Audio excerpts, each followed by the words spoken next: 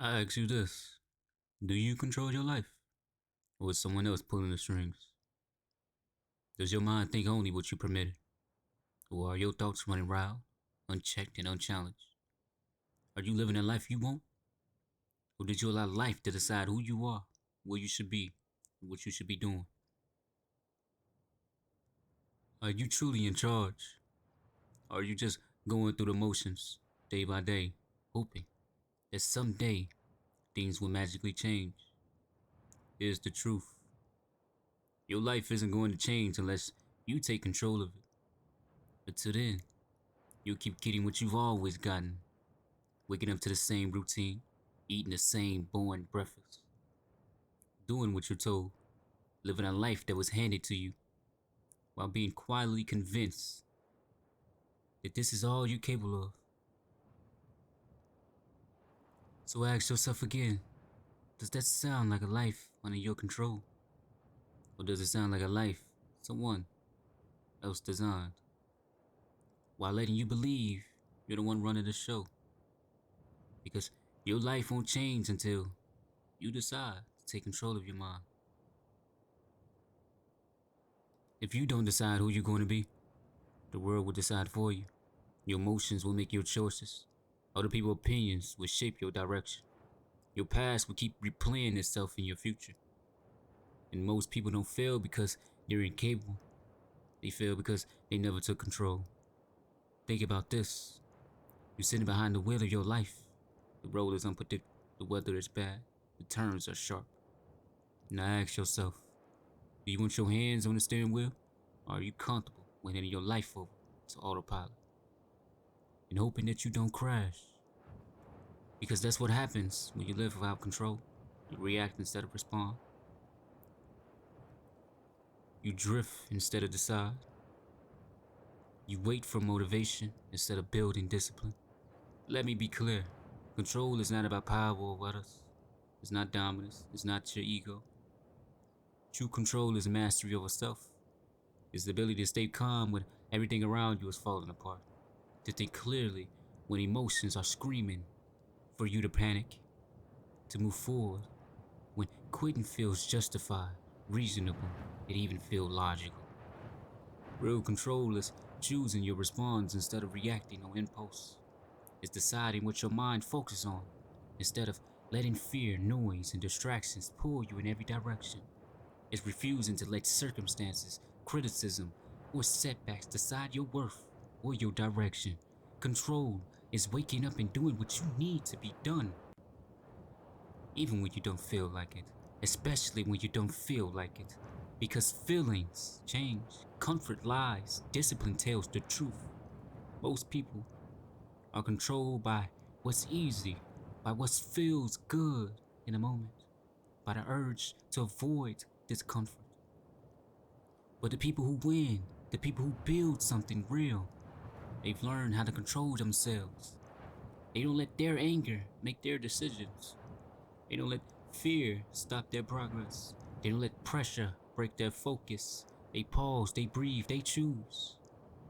And that choice, repeated every day, is what separates leaders from followers, builders from drifters, the disciplined from the distracted.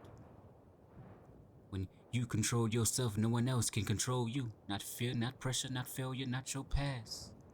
Your past may explain you, but it does not own you. Those circumstances may challenge you, but they do not define you. Control means you decide who you become, not your environment, not other people's expectations. So ask yourself this: when life applies its pressure, who's in control? Your impulses, your excuses, or you? Because the person who masters themselves doesn't just survive life, they shape it. And that's why control matters. Not because it makes you powerful over others, because it gives you the power over your future. Now that we understand the true meaning of control, ask yourself this: are you in control of you? Or is life controlling you? You said this was going to be your year. You was going to work out. You said you was going to lose weight. Did you stay true to your word? Or did impulse take over? Did comfort win when discipline was required? Did the thoughts of not wanting to go to the gym control your actions? So I ask you, what's really controlling you? Because if you don't know, you'll always be moving to the rhythm of someone else's drum, reacting instead of deciding, living in situations that could have been avoided if emotions were kept in check. Something small turns into something life-changing, not because it had to be, but because control was lost. One moment, one decision, and one reaction, whether it was made in self-control or off impulse, it can all alter your life. There are people behind bars today because they weren't in control of themselves in a single moment. There are people living lives that they don't even love because they gave up control and let life choose for them. Control isn't optional, it's mandatory. It's the difference between reacting and leading, between surviving and becoming. So choose. Take control of your life or let the world keep deciding for you. Now, aren't you tired of waking up when told?